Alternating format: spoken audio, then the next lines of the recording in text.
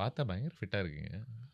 அது அதான் ஒரு தெலுங்கு படம் பண்ணும்போது, அண்ணன் திருவிக்ரமண்ணா சொன்னாரு. ம். "ஃபிட்டா இருந்தீங்கன்னா, கிளைமாக்ஸ்ல நீங்க ஃபைட் பண்ணுவீங்க.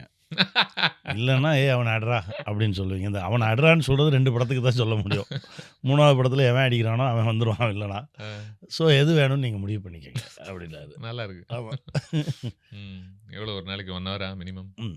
அது கிடைக்கிற நேரத்த பொறுத்து. 1 ஹவர் இருப்பேன்.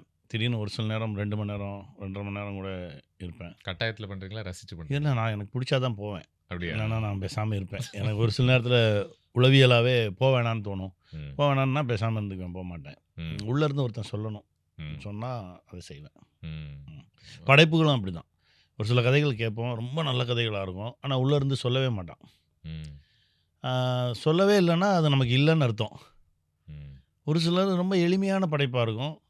உள்ள இருந்து போ இத போய் பண்ணு அப்படின்னு சொல்லும். சொன்னா பேசாம போய் ஒரு மாரி பண்ணிடுவேன். ஒரு கட் இன்ஸ்டிங்க்ட் மாரி எஸ், இல்லையா? எஸ். ம்.